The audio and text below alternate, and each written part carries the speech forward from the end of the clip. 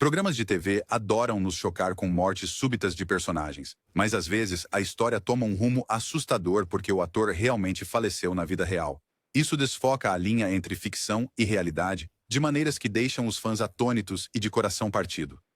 Então, como os roteiristas lidam com isso quando as câmeras devem continuar rodando, mas a estrela se foi para sempre?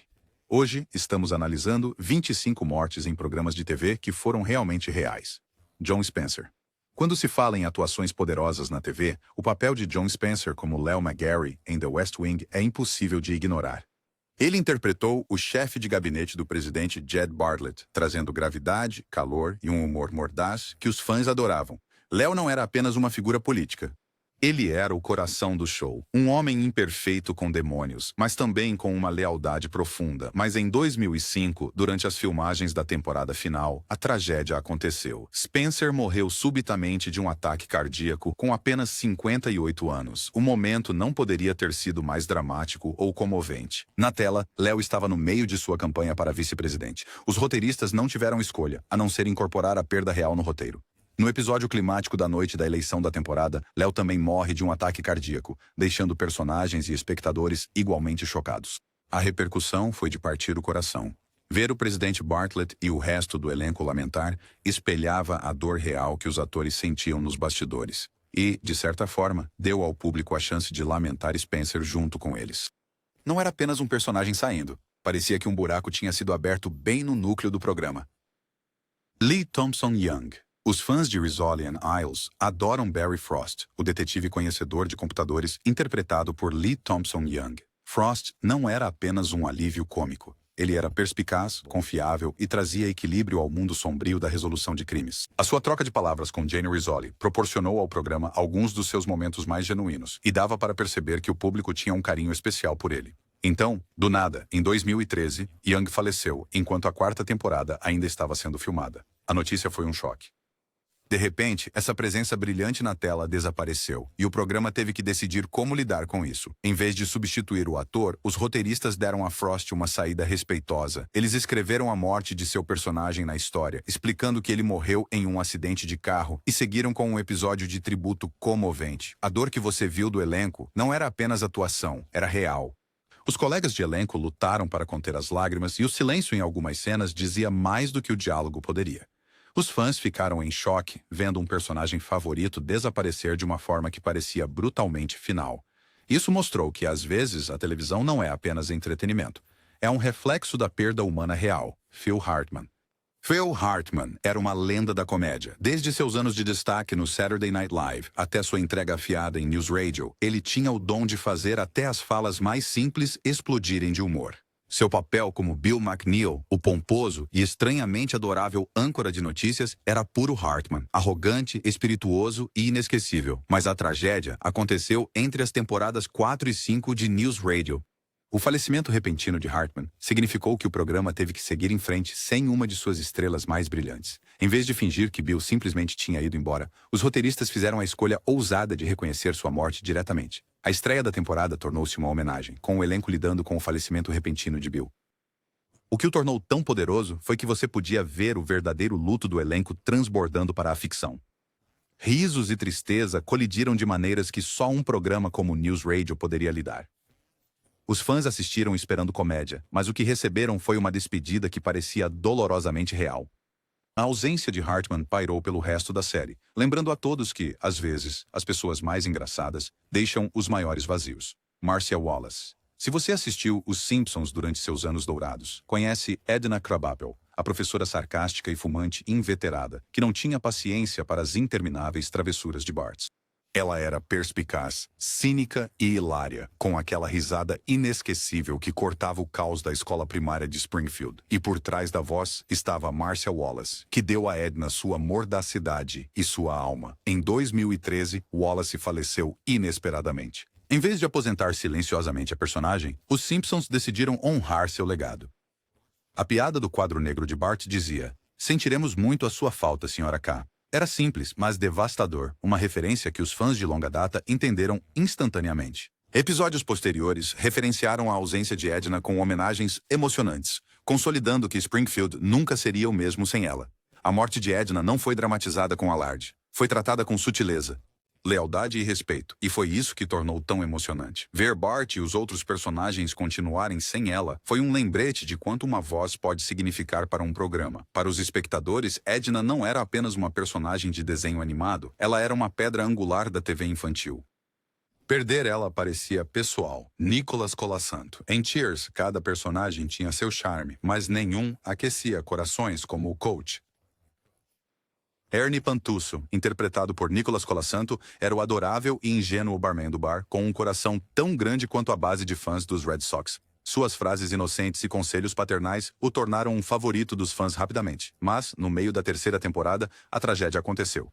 Colasanto, que vinha lutando contra problemas de saúde, morreu de um ataque cardíaco em 1985.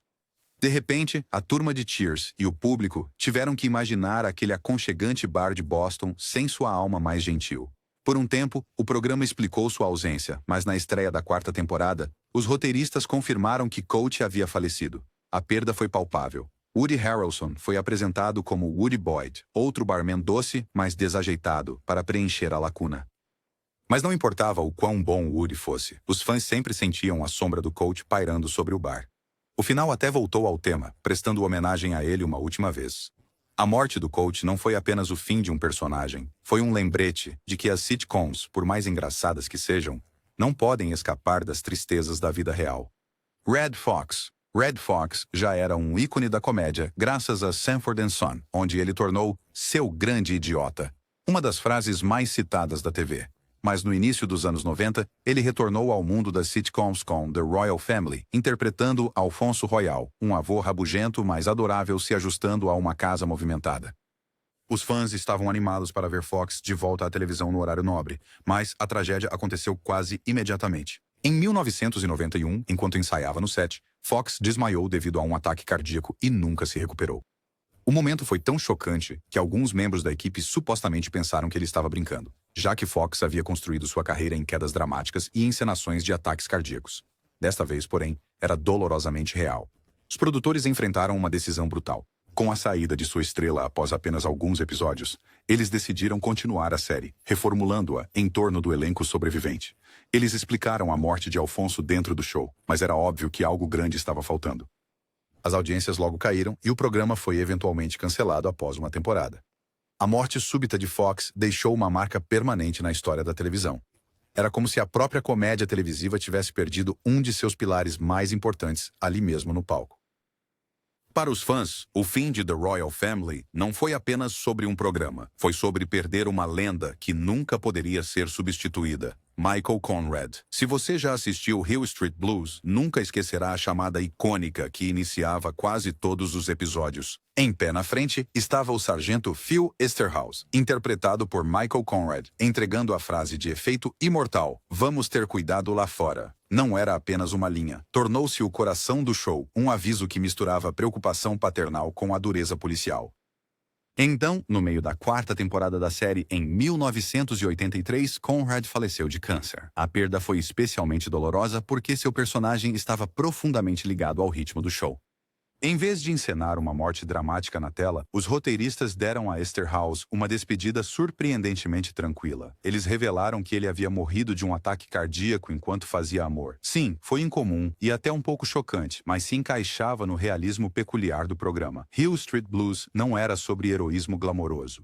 Era sobre a vida em toda a sua bagunça. E a morte de Esterhaus capturou isso perfeitamente. Inesperada, humana e comovente. A ausência de Conrad deixou uma lacuna que nunca poderia ser realmente preenchida. Sua frase se tornou mais do que um bordão. Transformou-se em um legado, carregado por fãs e colegas atores. Assistir aquela chamada inicial sem ele era como entrar em uma sala sem sua âncora. Para muitos, Esterhaus continua sendo a verdadeira alma de Hill Street Blues, muito depois dos créditos finais. Jack Sue. Se você ama sitcoms clássicas, provavelmente se lembra de Barney Miller, a comédia peculiar de delegacia que misturava humor afiado com calorosa camaradagem. Uma de suas estrelas mais brilhantes foi Jack Sue, que interpretou o sargento Nick Yamana. Ele não era chamativo, mas seu humor seco e café terrível se tornaram lendários. Sua entrega impassível deu ao show um sabor único, tornando-o um favorito dos fãs. Em 1979, a vida de Sue foi interrompida pelo câncer. Ele faleceu durante a quinta temporada do show, e em vez de fingir que nada aconteceu, o elenco e a equipe que fez algo extraordinário. Eles saíram do personagem por um episódio inteiro, intitulado Lembrando Jack Sue. Os atores se sentaram, relembrando sobre seu colega real e levantando xícaras de café em sua homenagem. Não era apenas televisão, era emoção crua e sem roteiro. Os fãs não estavam assistindo personagens de luto. Eles estavam vendo amigos se despedirem. Esse episódio se tornou um dos momentos mais emocionantes na história das sitcoms, provando que o riso e a tristeza podem compartilhar o mesmo espaço.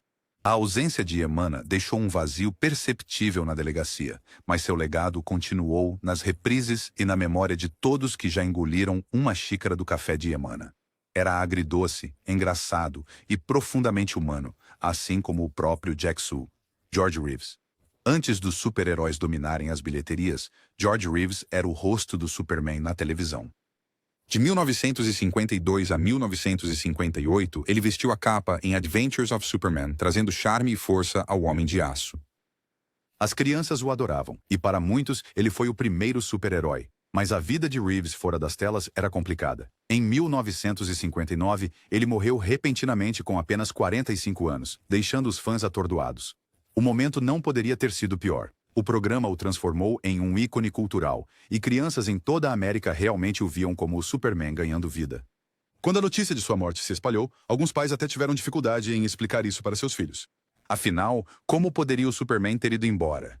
A série nunca voltou em sua forma original, e a morte de Reeves efetivamente encerrou o show. As reprises continuaram, mas sempre havia uma nuvem pairando sobre elas, um lembrete de que o herói invencível não era invencível afinal. Para a televisão, a morte de Reeves foi uma lição chocante. Às vezes, o mito não pode durar mais que o homem, e para os fãs, vê-lo voar pelos céus em preto e branco adquiriu um tom agridoce. Cada para o alto e avante tornou-se uma memória do que poderia ter sido se o seu Superman tivesse vivido mais. Miguel Ferrer. Miguel Ferrer tinha um talento para interpretar personagens intensos, e seu papel como diretor-assistente Owen Granger em NCIS, Los Angeles não foi exceção. Rude, direto e com um senso de humor astuto, Granger tornou-se uma parte fundamental da equipe. Os fãs adoravam como ele desafiava na autoridade, mas sempre cumpria quando importava. Nos bastidores, no entanto, Ferrer estava enfrentando uma batalha muito real. Diagnosticado com câncer de garganta, ele continuou trabalhando no programa, mesmo com a saúde debilitada. Em 2017, Ferrer faleceu, deixando um enorme vazio no elenco e nos corações dos fãs. Os roteiristas optaram por não ignorar sua ausência. Em vez disso, deram a Granger uma saída que espelhava a luta real de Ferrer. Seu personagem foi revelado como lutando contra uma doença grave, e em vez de definhar em uma cama de hospital, Granger saiu para passar seus últimos dias com sua família.